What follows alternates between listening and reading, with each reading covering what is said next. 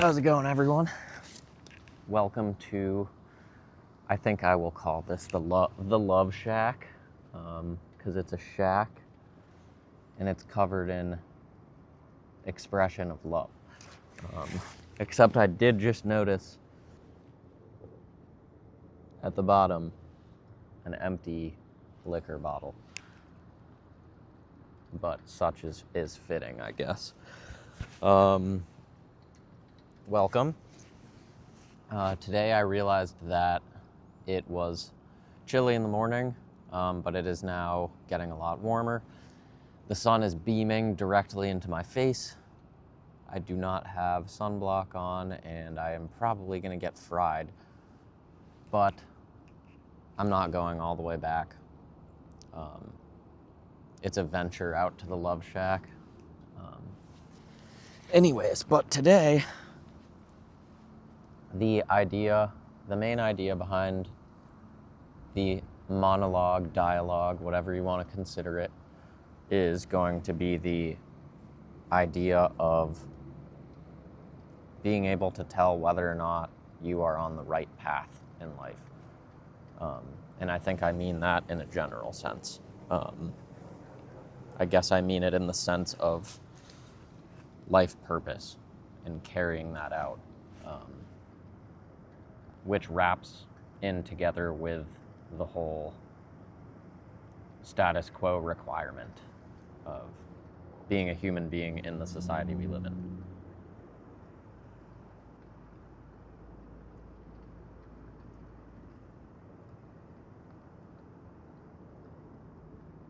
Anyways, I find myself on spring break, a very early spring break, the first week of March. It's a beautiful day. The weather has been beautiful.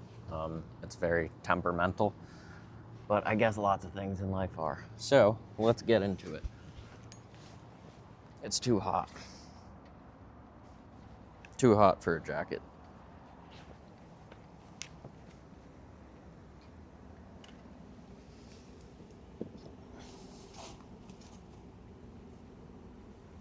This right here was introduced to me by my fellow Boy Scouts way back in the day. It's called a Crazy Creek. And in the Boy Scouts, we would sit around the fires and, people would either have their standard camping chairs, those canvas ones that fold up and go into the sleeve, or they would start bringing these, which just fold in half and then Velcro here. But the idea is that they're rigid boards that flex, and they kind of function as a chair. So I figured I'd get one and give it a shot, see if it works for the random places where I find myself recording these videos. So yeah. It's kind of fun. I've always wanted one.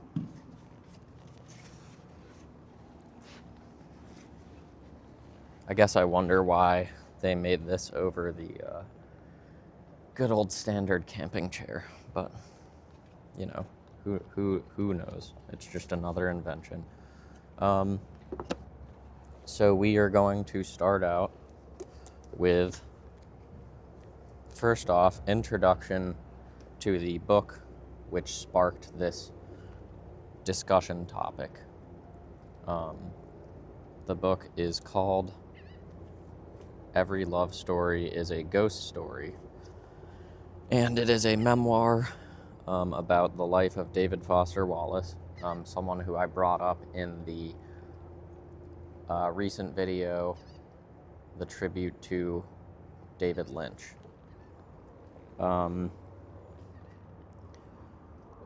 So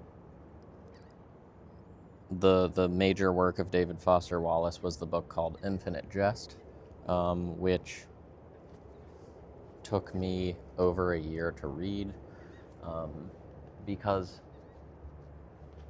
comically enough, I chose to read it when I had just begun to show an interest in reading per my own volition after I exited the institution of school, after I exited my undergraduate years.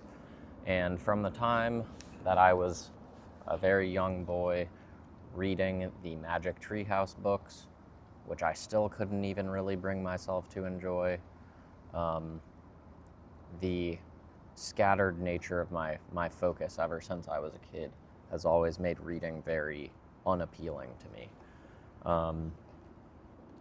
But basically, I went through school. I was told, you must read this, you must read this. I never really understood why they had us reading what they had us reading. Textbooks, I could never do. I still cannot do textbooks. I don't even pretend anymore to act like I'm reading full textbooks like I did when I was in school. I never really actually read them, but it was always a requirement. You know, some nights read 100 pages out of a 8.5 by 11 size textbook. No, it would never happen. So anyways, his work, it presented itself to me as an opportunity, one, to very, very much so challenge myself, in the sense of, first of all, picking a book and choosing to read it, and then second of all, being a very large book to pick and choose to read. I think it's over 1,000 pages. There's like 200 pages of footnotes. It's a massive book. It's a massive undertaking. I missed a lot of it as I read, but generally it was an incredible book. And it, along with a few others, really prompted my return to interest in reading and unfurled it as a passion of mine, which has always been hidden within me. I would describe it in the way where something you would least expect to enjoy is what you enjoy very, very much so after you give it enough of a chance. And that's how reading has been to me, because it was always hard. I guess that says a lot about the person that I've been for the first 25-ish years of my life. I enjoyed things that came easy. Not a shocker. And nicely tying into kind of the major themes of his work. Ease, excess, addiction, all of the quote-unquote American characteristics. I will say already that it is nice to have a backrest. So, I read through his book in 2021, 2022, Infinite Jest, and I found this book while just kind of looking around, and the reason why I appreciated Infinite Jest so much was because it was very relatable as I read it. The themes, the thoughts, the feelings, they were all things that I was digging through myself in that moment of my life, majorly in response to struggle with addiction. It was a very vast period of self-discovery. There was a lot of depth to it, and by that I mean an extensive amount of revelation, and I also mean an extensive amount of despair and misery and pain and suffering. A lot of woe is me type experiences, a lot of victim mindset, generally a lot of struggle. But so far I am 2/3 through this book. I'm at the point where he is just submitting Infinite Jest to the publisher for editing and suggestions of how to cut it down because it was too big of a book. Anyways, the discussion of how do you know you're on the right path? The idea of that is something that came to me while reading this, because it's a major theme present. But before we start that, I have a bit of embarrassing, yet I feel somewhat imperative self-disclosure. So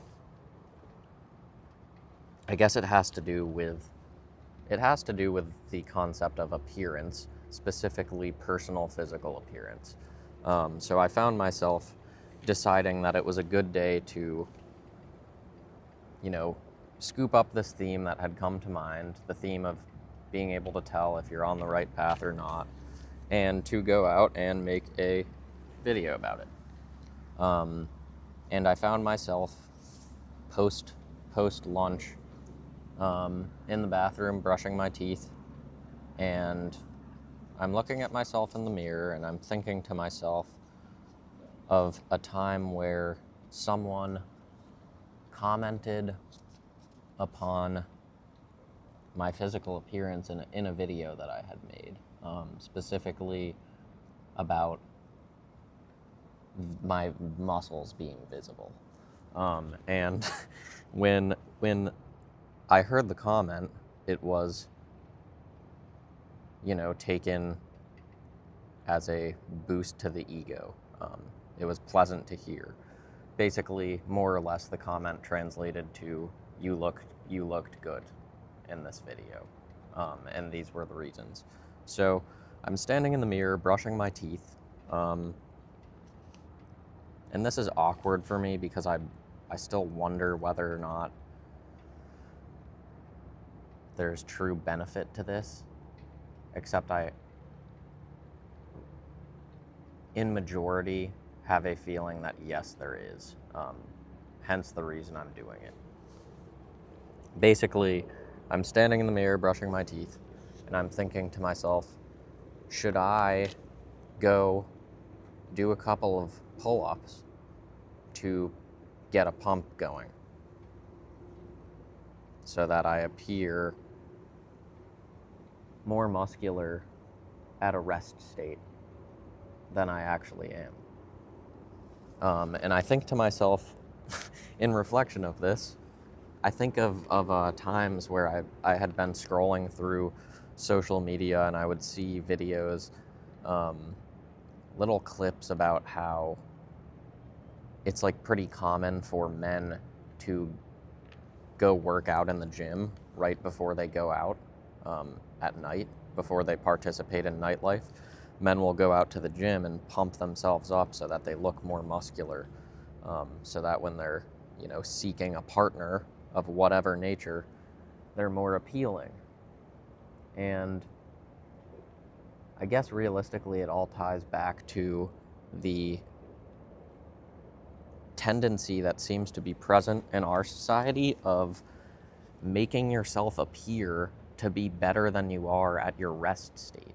I guess like my point is that yes, I can go rip 20 pull-ups and I guess I'll probably look a lot bigger, but the reality is that the majority of the time that I'm walking around and people are observing me, I'm not post 20 pull-ups. So I've come to realize that it more so affects myself, because the more that I do things of that nature beforehand in order to alter my appearance in whatever way, if it's actually in a physical sense, the way I dress, the way I present myself physically in any sense, or if it's more of a psychological sense, like the way I present myself posture-wise, the words that I use when I'm talking to someone, especially someone that I'm not well acquainted with.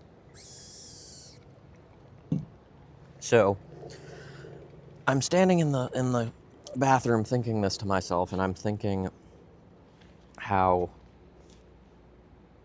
as I read Dostoevsky's novels, Notes from a Dead House, the gambler, Crime and Punishment, specifically Crime and Punishment, there's this reality where he is ironically writing about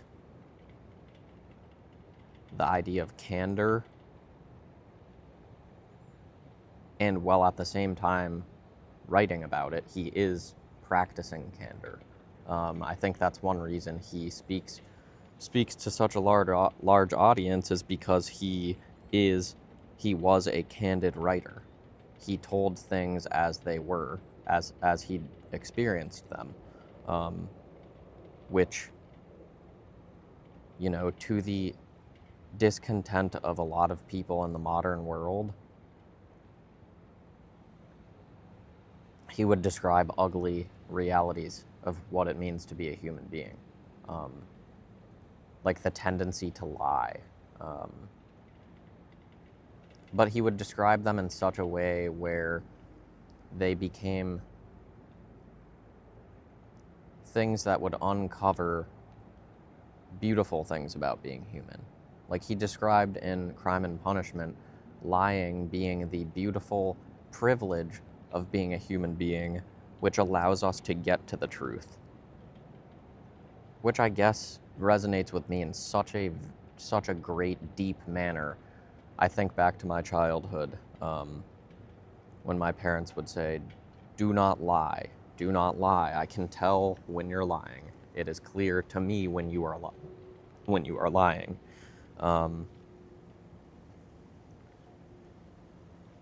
And it's like, what's contained within that advice and that suggestion, and why is it happening? Is it automatic that I lie as a kid, or is it something that's learned? Is it nature or nurture? Anyways, it doesn't really matter in the sense of this discussion. But basically, I was just kind of thinking to myself how silly of an idea it was to do that. But there's this reality that I'm spending the time to sit here and record these videos because I'm uploading them to the internet, because I want people to view them, because I feel like I have important things to say, and because it is currently a reality where you can do this, and if enough people are looking at you, are watching you, you can earn a living from it. So I guess it goes back to the idea of while it seems silly, the idea of presenting yourself in your best light also makes sense insofar as how it relates to the culture that we live in. The culture that we live in seems to value surface level appearance more than, what's underneath, pretty much in all senses. In very few senses do we see what's underneath.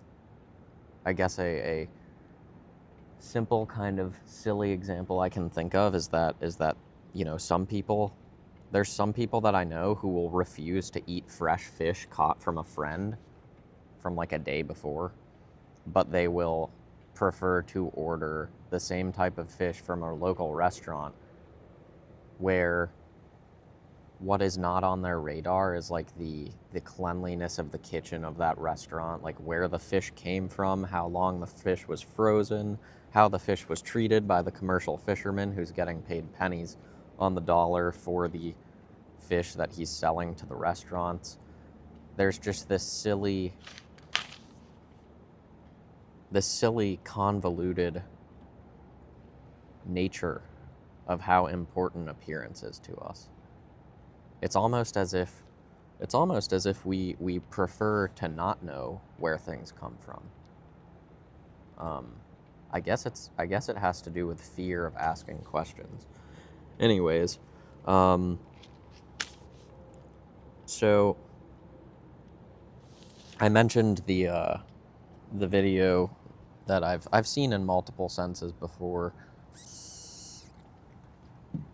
on social media outlets, like saying, if you want to give yourself an advantage. Go to the gym before before going out. You'll look better. You'll be pumped up. It's silly. And I guess the reason why this self-disclosure is occurring is because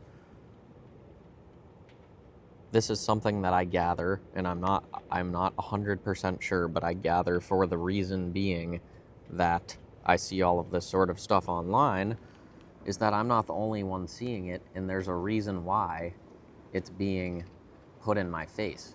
As in, there's a reason why, a video such as that one has thousands, tens of thousands, hundreds of thousands, millions of views, and that is because I can't be the only one who's experiencing like the, I guess, inherent drive to look for things such as that. So I guess what I'm trying to say is the reason why the self-disclosure is important and why I'm participating in it is because it feels absurd to me. It feels absolutely nuts when I find myself in the mirror thinking something to myself like that.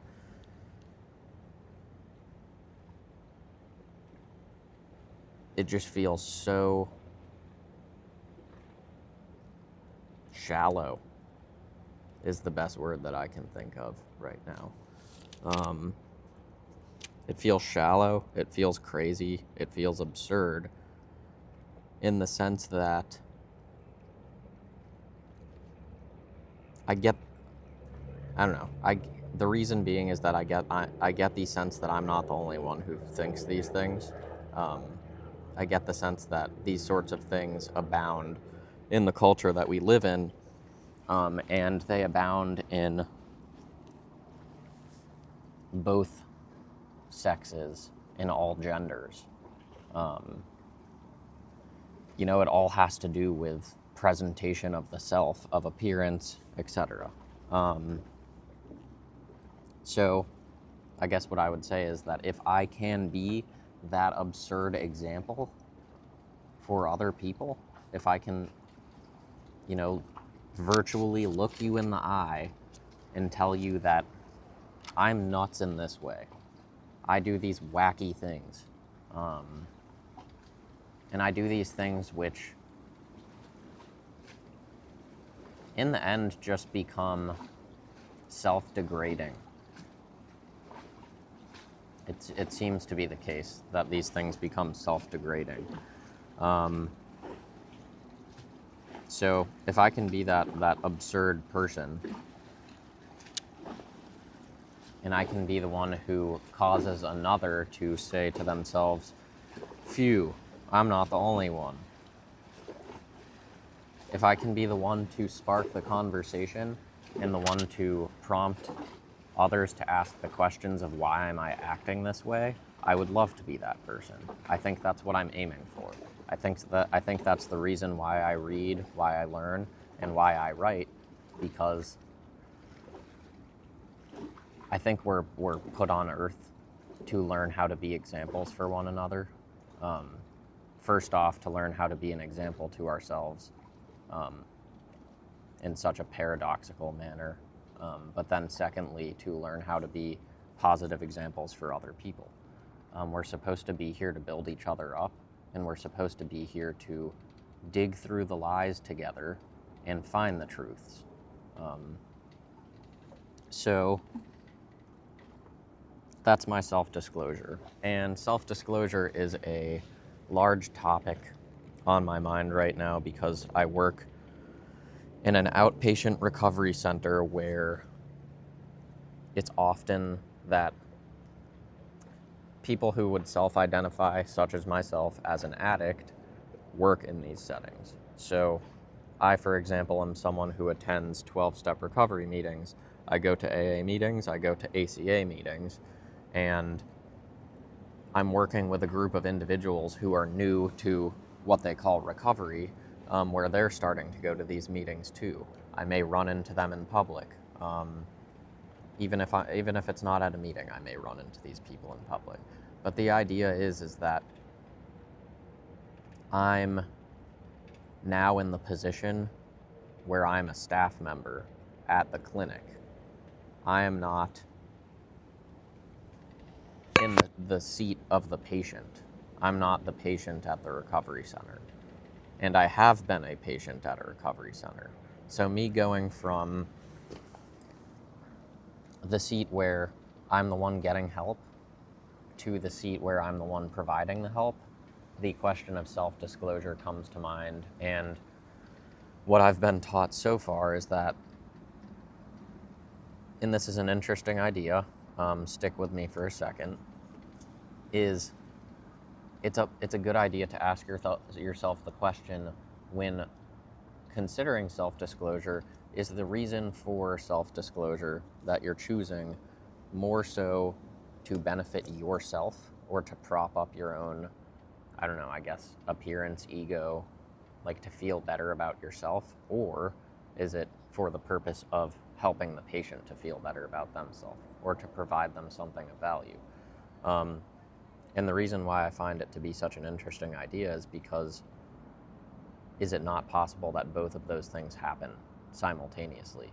Maybe one more so than the other, like not a 50-50 split, but maybe self-disclosure is something that encourages me to continue on the path that I'm on, because it reinforces the idea that I do have something valuable to offer to people because of my past experience in struggling with the same thing. But then again, these problems are so intricate that is it also possible that this person is experiencing symptoms that I also had, but for different reasons, or which stemmed of different life experiences, which I've not experienced. So I think it's endlessly up for debate, but I would be interested to know what you all think of self-disclosure.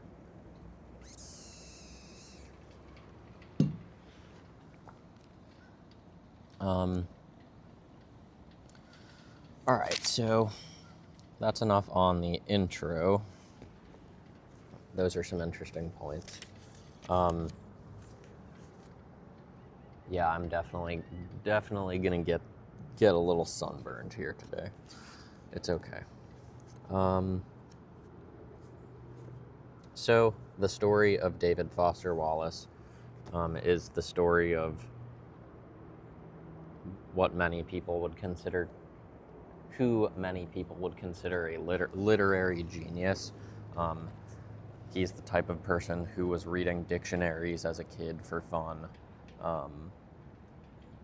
I don't remember what the word count of his book was when finished, the unique word count, as in how many unique words were in the book, but it was some ridiculous number. That's one thing that I noticed when reading the book, and it's very apparent from the beginning, is that this man knew a lot of words which to you and I perhaps seem to be useless because there are such intricate variations of words that we already know, subtle differences. But basically, this man was someone who grew up always nervous, always anxious. He struggled with depression from very, very early on in his life. He was always down in the dumps. And he went through life going through multiple breakdowns where he would end up in the hospital. His family was there for him, his friends were there for him, and he ended up on strong antidepressant medications. I think he tried SSRIs and they did not work, so he tried something stronger. I think it was called Nardil or something, which I know nothing about, but the whole idea here is that this guy,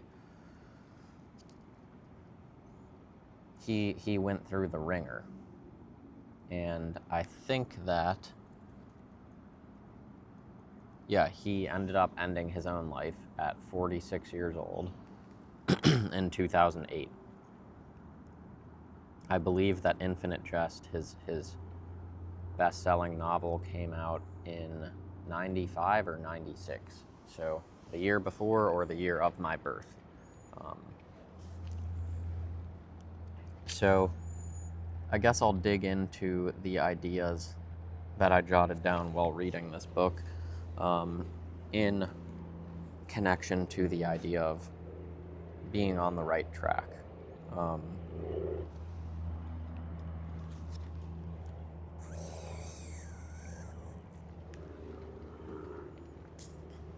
So I would say, in my experience, the question of am I on the right track seems to be one that presents itself consistently through life experience.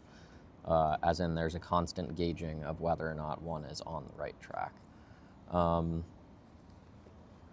In the book, it came to the point where when he started realizing that he had a addiction problem, specifically to smoking weed, to drinking, and to television, he started to go to recovery meetings, and this is when he started to experiment with thoughts of faith and what faith meant to him. It was described in the book that to him, language, specifically in the form of words, were God to him, in the sense that they were what he believed should be worshipped. And, you know, the very beginning of Genesis started with, in the beginning there was the Word, and the Word was God, and I don't remember the other part of it, but it's an interesting tie, because, you know, he didn't have an idea of what God meant to him, except he saw language as God. He saw the Word as God, which is more or less what the Bible tells you. And it could all be symbolic or metaphorical, but the point being is that he started to, I guess my read on it is that he was so well acquainted with language, with words. He knew more words than any other person that he knew. He was a walking dictionary. He was very well practiced in syntax, in grammar. His mother was what they call a grammar Nazi. And he started to question, what is God to me? Both in prayer and in seeing how others were questioning the same thing.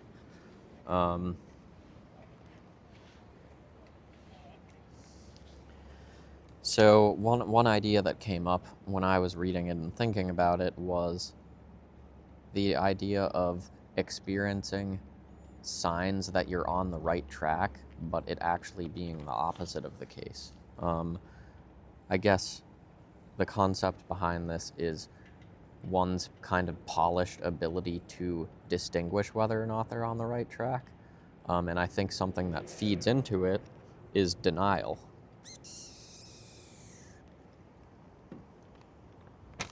I think when a person is riddled with denial, and I tend to believe that we all are at some points, I think denial is always present within a human being, but I think that there are periods in our lives where denial can be far more present and can make up far more of a percentage of our whole, persona, or whatever you want to call it, personality, identity, than other times in life. Like, for example, in my own life, I will say that denial, a much larger portion of me was comprised of denial then now. And it still creeps its way into my daily existence. It still shows itself. Like it plays peekaboo with me. It's like, hello, you're still in denial about this. You're in denial about this. And it comes with new experiences. Primarily things that we must accept, but we don't want to accept. So new things that happen to me that I must accept, but do not want to. The first stage of me processing that is usually denial. It's the lack of desire to want to accept that I must let something go. So the notion that being on the right track is actually the opposite. In my case, that would be when I was, I guess, in active addiction, when I was smoking every night. I was working hard. I was making money because I had an opportunity. But I was kind of flushing it down the toilet, so to speak.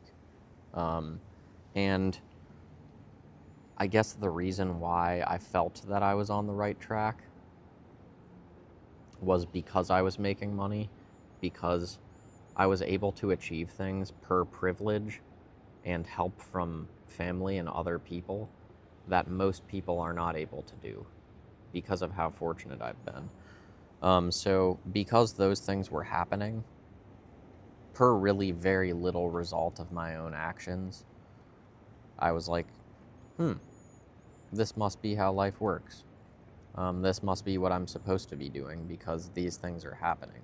But what really set off the alarm bells was my lack of, I guess, inner peace.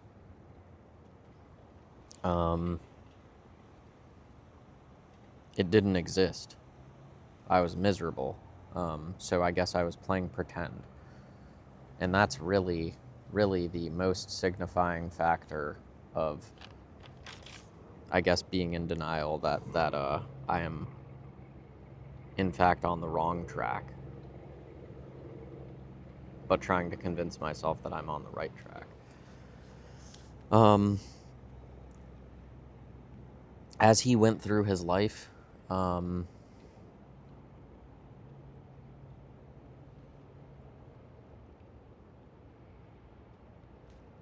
it seemed that in reflection he was able to get an idea of whether or not he was on the right track. As he was, getting deeper into the thralls of active addiction, he was having more problems with writing. He was having more problems with the relationships in his life. And in the moment, those things were all about the other people, and he was confused. And it's funny because I can basically say that I'm talking about myself in this sense too.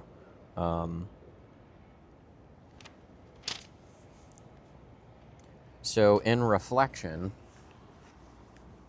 I have the ability to ask myself the question of what themes are playing out in my life right now in comparison to themes that were playing out to the best ability of my memory 3-5 years back. Like, what are major themes in my life playing out now in comparison to ones that were playing out 5 years ago? And I think that's a good way to, take inventory of whether or not one is on the right track. I think struggle of work. Struggle of work was clearly a theme in his life. Usually it was struggle of status quo work, like, getting a job so that at 27 years old he wasn't fully reliant on his parents for help. Versus, I guess, work of calling or work of passion, which would be, in his case, the writing. like from very early on. Like his first book was published in his undergraduate years at Amherst, and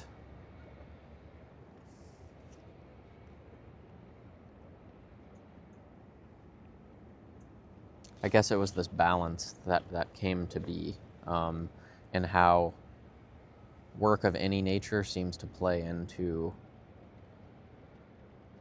progress in one's life, no matter what it is. For example, his status quo work usually was to teach, but he noticed very quickly and continued to notice that the more time he spent teaching, the less time he had to write. But also another kind of level to it is that he learned, like many of the moments that he spent teaching in recovery meetings, kind of observing other people and not writing, were things that he ended up writing about. Like they fueled his writing. So I guess the idea is, as a creative person, there has to be the inspiration for the creation that happens. So the time spent writing can't exist, or it can't usefully exist without time spent being inspired.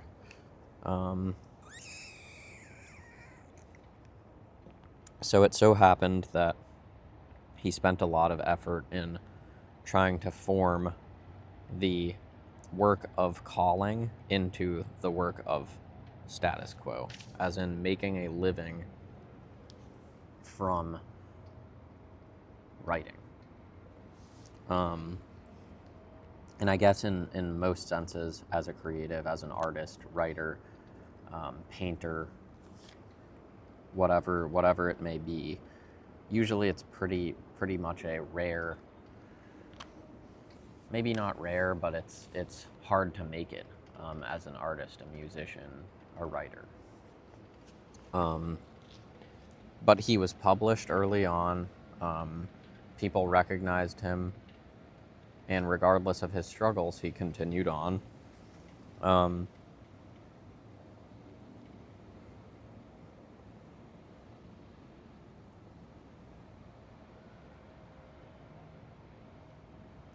So yeah, I guess I don't think that it seemed that he didn't realize that I guess it's because early on, when he published his first book in undergrad, it kind of came out easily. It ended up being called The Broom of the System, and I got a copy, and I plan to read it this year. We'll see when I do it, but I wanted to compare his earliest work to Infinite Jest to see how much of a difference shows in his writing abilities and how he changed. But I want to read that one, and that book came out very easily for him. He just kind of cranked it out. So I think that after experiencing that as his first project and the ease of it coming out, it kind of hoodwinked himself into believing that, I can just go forever. I can just write forever. I don't need, I guess, refueling of inspiration. And my kind of read on it is that maybe The Broom of the System came out of his easy, it came out as easy because it came of the experience that he had in his life from early childhood to the time that he was, like 20 or 21, 22 years old, an undergraduate. He had already had plenty of experience stocked up in his mind to write from. And then beyond that, he started to become frustrated because he felt that there was no evolution going on in his thoughts and his ideals. So as the story played out, and I'm only 2/3 of the way through it, it became apparent that the trials and tribulations that he went through were what shaped his changes as a writer. He challenged himself in how he related to other people. He was very pretentious. He was very pompous. He thought very highly of himself because he was very smart. Plain and simple, you don't stumble across many people that know this amount of words and that know how to speak like this and know how to put these words together to describe something. He was incredibly smart. And I guess with that gift of being smart comes the curse of the constant temptation to think that you're above other people. And it's funny because per what was revealed in the story, his insecurities were massive. He was scared to approach other writers because he was massively jealous of them, or he thought that their work was, subpar in comparison to what he was capable of, even when he didn't have, ideas flowing. He was jealous of when it seemed that it came easier to other writers than himself. He was jealous of the writers who seemed to not struggle with problems such as himself. He met a handful of very popular celebrity writers early on in his career after publishing his first book, and he found a voice inside of himself screaming that this is not me. One, because I'm scared of it. I'm scared of fame. Two, because once one becomes a famous writer, they end up as I think he described it as they end up as a custodian to the figure of fame that they have been molded into. So they have to uphold this picture of themselves in public. And I guess it struck him as a trap, which would cause him to have to participate in a sort of keeping up with the Joneses, except at a higher level, in regard to celebrity and fame. So it's cool to see how over the course of his life there were many things that he didn't really presently recognize were happening. It was more that the frustration and the confusion was just that. And I will say that I can relate, because when something hard is happening in my life, it's so easy to get bogged down and to feel like it's going to last forever. It's so easy to lose sight of how it plays into character building. That's what it all is. It all ties together. It's all lessons being learned. It's all opportunities to grow. And I guess it's even relieving to hear myself say that, because I need this reminder all the time.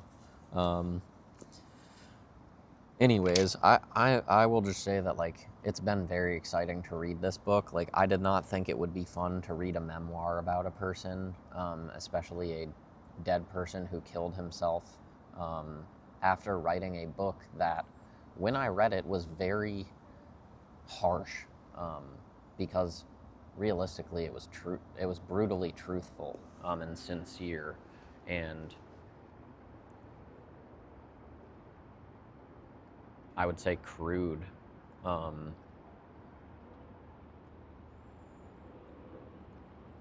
But I guess what I'm trying to say is that it was very exciting for me. It's been very exciting for me to read about his life. And wow, I mean, it really, it sounds like he lived a wild life. It sounds like he made a massive fool of himself many times.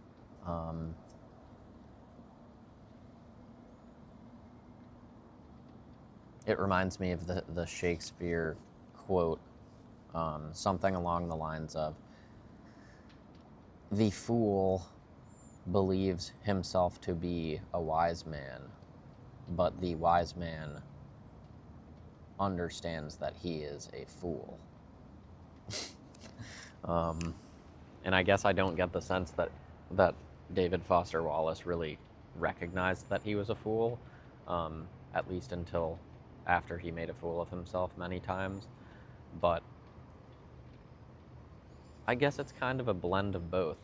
It's not that one person ends up in like one or the other of those kind of resting places. For me, it's been both, um, and I guess that idea is why as someone who has, usually older people come up to me and they approach me and tell me that I'm very wise. It makes me nauseous because of the combination of it feeling very good to hear that, because it makes me feel like I'm smart and that I have it figured out, and then also, back to the Shakespeare quote, the wise man actually believes himself to be a fool,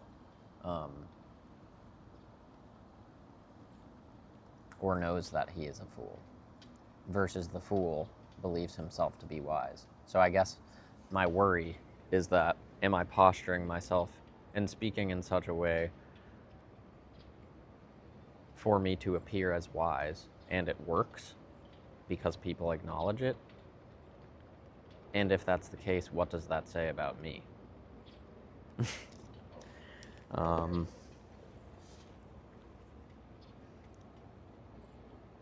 One of the bigger themes in this whole concept of being on the right track is that of finding oneself to be in one's own way.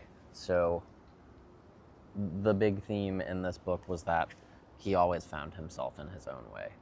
In the situations where he was making a fool of himself, he would go wild in certain ways. And chasing women, he would follow women around in his life, hoping that he would end up with them. And he did end up with a couple of these women, only to find out that he was unable to maintain intimate long-term relationships with these people.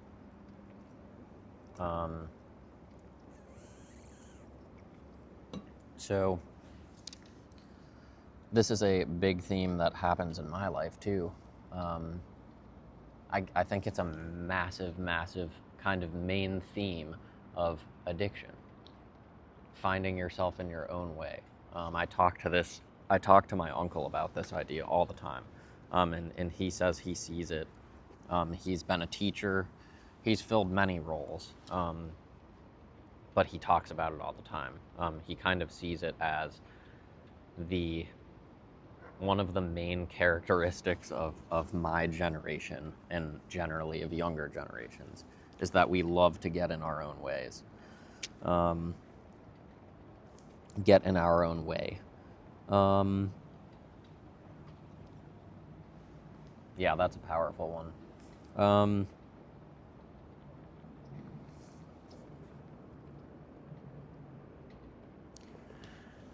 Kind of going back to the idea of making a fool of oneself. In his situation, he came to realize the result of obsessive desire, specifically for the women, like how obsession, kind of obsession with anything, like a drug, like getting your fix of anything, what results of that, how powerful it is. And I guess, it went to show that there are lessons in all of these things. And I think whether or not he realized it, I'm pretty confident he probably did, but that he was learning these lessons as time went on.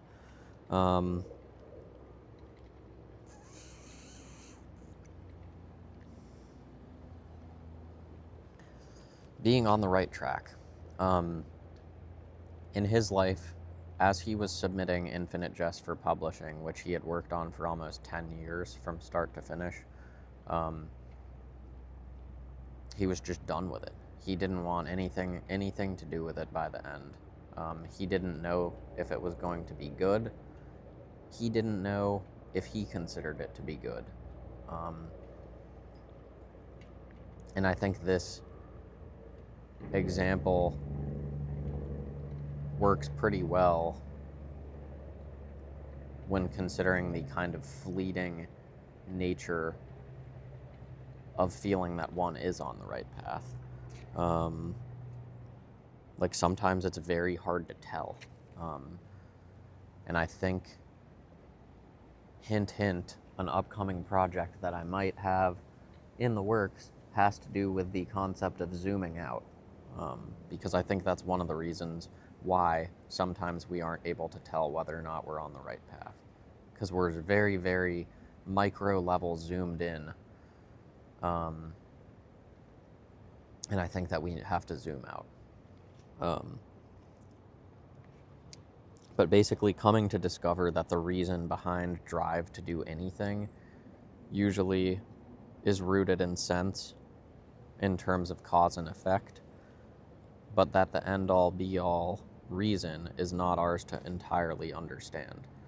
I guess that can best be described as finding a purpose in life, like I guess a God-given purpose,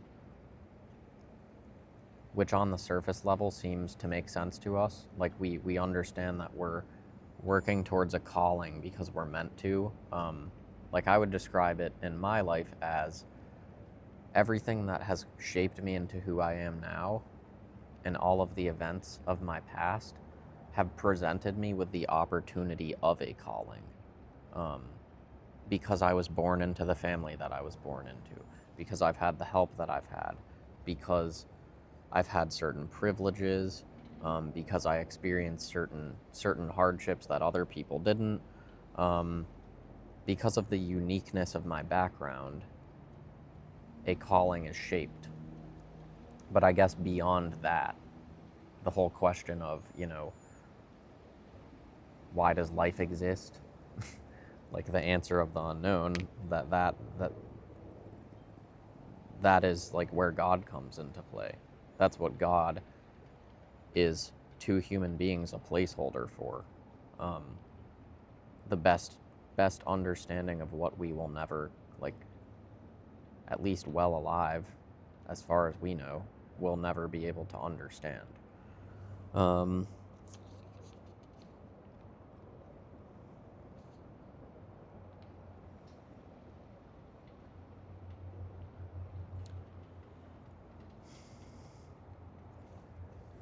I guess along the lines of distinguishing whether or not I'm on the right path, you know how people say, like, if you trust your gut, if you follow your instinct, if you do what feels is right, things will just end up working out in the end?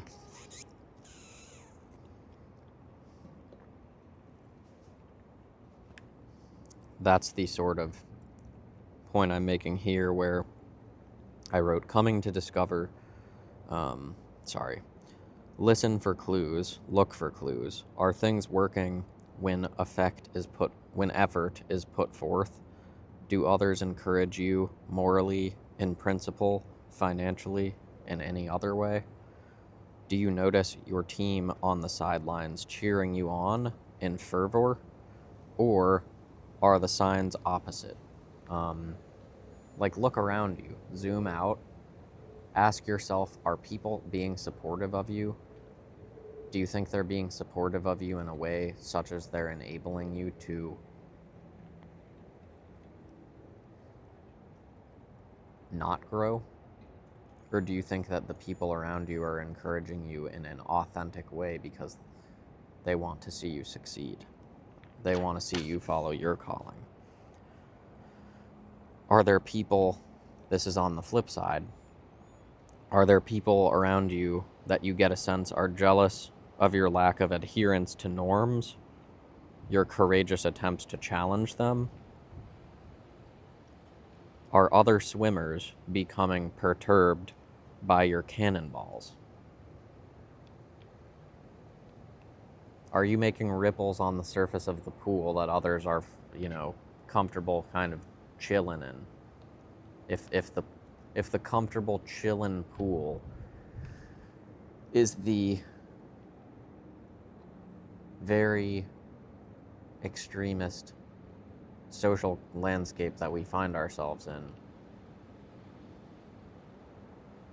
is it possible that the one making the cannonballs is the one avoiding all of it, or the one not feeding into it? And are those other swimmers annoyed by you making ripples in the pool? Or are they annoyed by you standing out in the sense of being a minority? In our culture, what is implied about minorities is that it is a negative thing. When, like, taking race, for example, there's the idea that most people treat minorities poorly because they are a minority. So, and then on the other hand, people in minority groups tend to have shame for being a minority, which is just terrible in so many ways. But I guess leading to the question of, if one is choosing to be a minority because they don't want to feed into something that, the masses feed into, what are the masses going to think of that person? Like, I guess another example is the black sheep. The black sheep is usually something that people will exclaim that they are in a negative connotation. People don't usually say, "Yay, I am the black sheep of the family," or "Yay, I am the black sheep of society." People usually say it as, "Oh man, this is bad."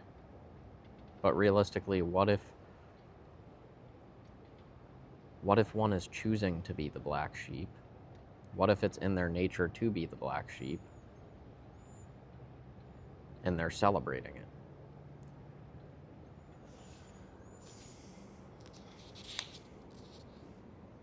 So are you making cannonballs because it's the only way to be different, to show yourself and others that you're different? Or are you simply making cannonballs to be obnoxious? That's another good question.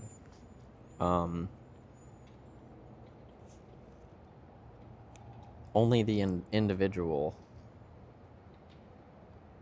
has the ability to uncover their truest intentions. I can tell you of my intentions all day and all night, but I am the one who will be able to uncover the truth of what those are.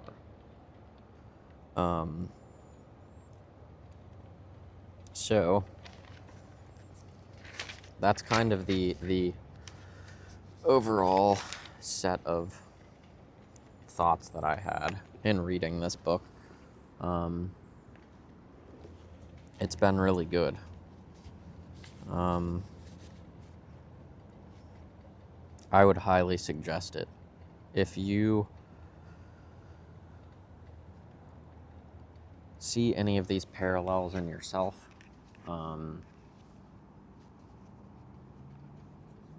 I guess if you want to learn about a troubled yet very talented individual, if you want to read about someone who is very intricately involved in discovering reason for addictive culture,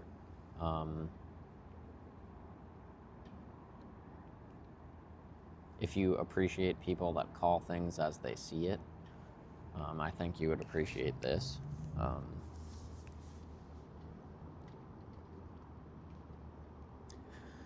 This is the back. I will read the little blurb. Since his untimely death by suicide at the age of 46 in 2008, David Foster Wallace has become more than the representative writer of his literary generation. He has become a symbol of sincerity and honesty in an inauthentic age, a figure whose reputation and reach grows by the day. In this compulsively readable biography, D.T. Max charts Wallace's tormented, anguished, and often triumphant battle to succeed as a novelist as he fights off depression and addiction to eventually emerge with his masterpiece, Infinite Jest. Written with the cooperation of Wallace, family members, and friends, and with access to hundreds of Wallace's unpublished letters, manuscripts, and journals, this revelatory biography makes clear the unique connections between Wallace's life and his writing in a deeply moving narrative that will transfix readers. I can vouch for that last portion. For a biography, it's very gripping. Like, it's just a story of another human being, but in such a cool way, at least for me, in a sense that I can relate to this person. So, as he was inspired by Thomas Pynchon, Don DeLillo, I don't know how to pronounce his last name. I've actually not read any of his work yet, but I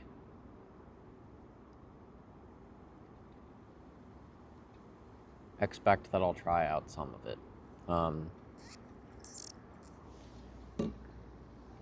I think that writers are always inspired by other writers. We're carrying on the word, whatever the word is. So, I'm a writer, I'm a poet, and David Foster Wallace has been very, very inspiring to me. And I've only known of his existence for 4 years, 3.5 years, 4 years. It's just cool. It's cool to me to know that people like this existed early on in my life, before I was alive. It's cool to me to know that I'm not the only one who's noticing what seems to be going on around me. It's cool of me to know that there are people out there who find this game of charades that we're playing to be boring in so many ways. Boring in so many ways, but then exciting. Boring in the sense that, maybe it's not something that we love participating in, but exciting in the sense that it's something we get to critique and challenge. So, I guess that does it for today. I was going to read some of it, but I think it's been pretty long since I started. I've got the rest of spring break. I am halfway through my second semester of a graduate program for social work. I have been loving my internship so far. There's a lot of authenticity, a lot of sincerity, and a lot of directness in the people that work there. And a lot of encouragement. So it's been exciting. I'm gonna go see a show with my brother later this week. I haven't been to a show in a while, but I'm very excited. And I've only been to one or two with him on our own. So it'll be a cool bonding experience. But it's beginning to get nice out. I'm continuing my poetry publication, and as I hinted at earlier in the video, I'm thinking of launching a new publication involved with the idea of Zoom. Not the friggin' platform, but the zooming in and out, focus of consciousness. And I think I'll be posting that to Substack too when it comes around. I'm up in debate about whether or not I want to do that or something to do with music and how it inspires me. I think the first idea will be probably more unique,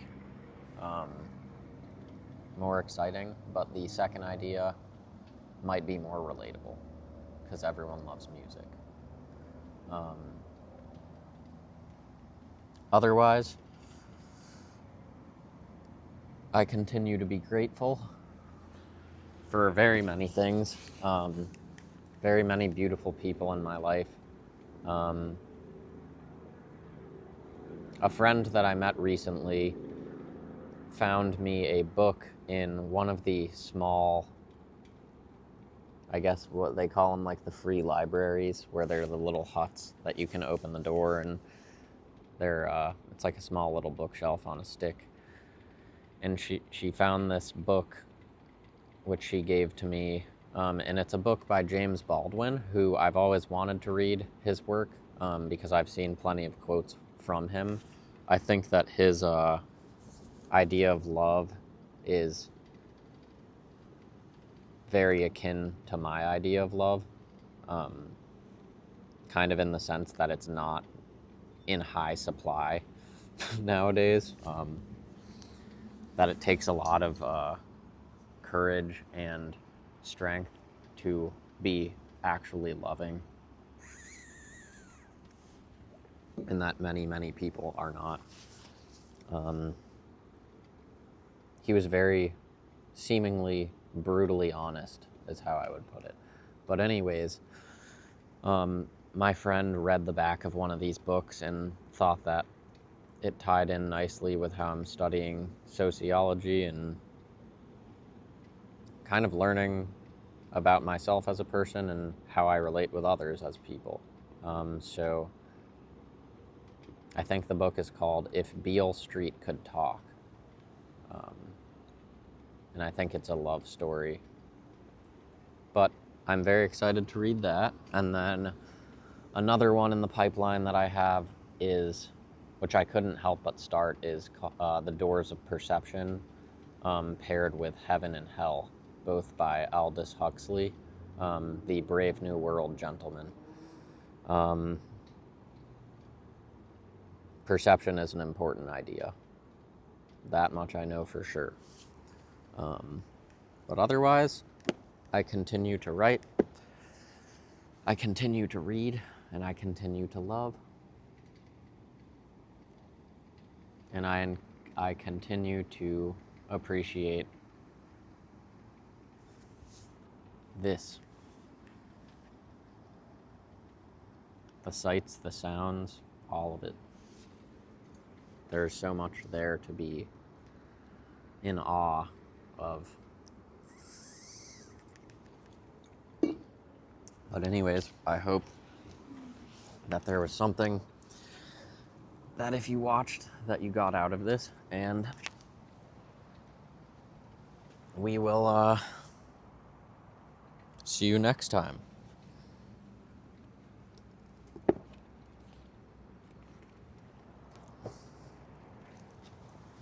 That's the book.